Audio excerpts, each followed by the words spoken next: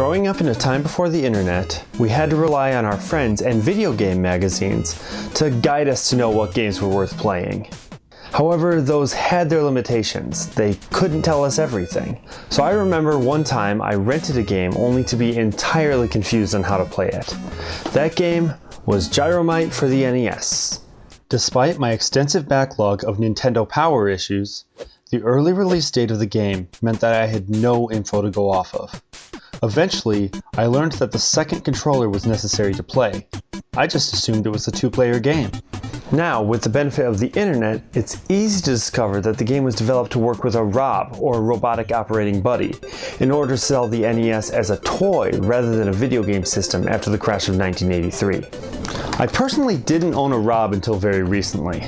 So recently, in fact, that I actually wrote this script before I picked this one up. However, since this is an internet video, it's probably a good thing.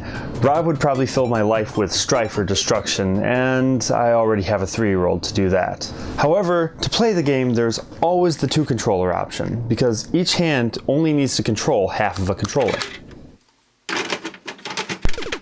Popping in the game, you'll find the title screen entirely untranslated from the Japanese robot gyro.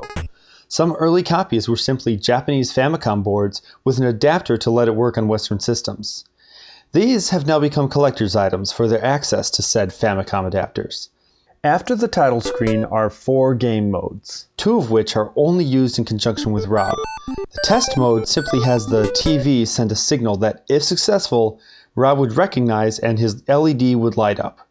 The direct mode lets the player control Rob indirectly via the television, having different button or direction presses to cause Rob to act in a certain way. It's a good way to practice controlling him. But the meat of the game is in the 2 game modes. For the purpose of this review, both game modes will be played without Rob to help out. Game B is the lesser known of the 2, but can be played with only the second controller. Professor Hector, the protagonist of the game, is sleepwalking. Pressing the buttons move the red and blue pipes to lead Hector to the end of the stage.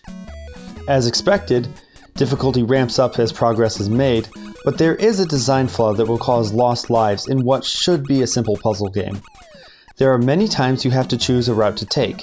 One leads further onward, while the other is greeted with death by a green smick. The problem arises is that at certain junctions there is not enough time to look ahead to find the correct route before the choice needs to be made. But with some memorization, all 25 levels can be passed. Game A is the story-driven mode, if it can be called that. Professor Hector must disarm dynamite before time runs out, because reasons, all while avoiding the dangerous smicks. Hector runs, climbs, and falls to avoid the creatures, and can set down radishes to temporarily distract them. The other option is to use the pipes to crush the smicks. They always travel at the same speed and use easy-to-understand patterns, so giving them a quick death with Controller 2 usually isn't that difficult. Here is where playing without Rob certainly has its advantage. But strategy is key when progressing through the later levels. There are bundles of dynamite that have to be grabbed last, as Hector puts himself in a dangerous situation to get them. There are other points where you can simply get stuck, waiting for inevitable death from a smick or the timer running out. But at least during that waiting time, the music accompanying the game is top-notch.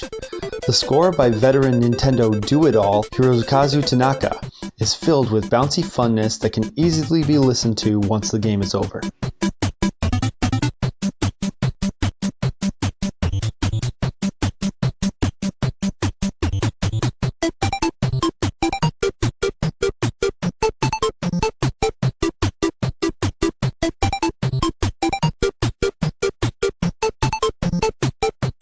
In an era of NES hard, Gyromite may be expected to be a little different due to its gimmicky nature, but with 40 levels and only 5 lives and no continues, there is very little room for error. But that doesn't mean the game can't be fun. Without Rob. The way the game was originally meant to be played with the robotic buddy can make an already slow-paced puzzle platformer into a plotting nightmare. Definitely stay with the 2-controller option, and the game gives a moderate amount of challenge and fun. So that's Gyromite, an odd little game with a terrific soundtrack and the potential for some fun gameplay. Don't let not owning a ROB be your reason not to check out this game. It's common, it's cheap, and it's a fun foray into what may have been the first gaming experience for those who bought the NES in 1985. You don't need an additional 30-year-old piece of plastic to help you with your gaming. Just a second controller. Remember, we don't stop gaming because we grow old. We grow old because we stop gaming.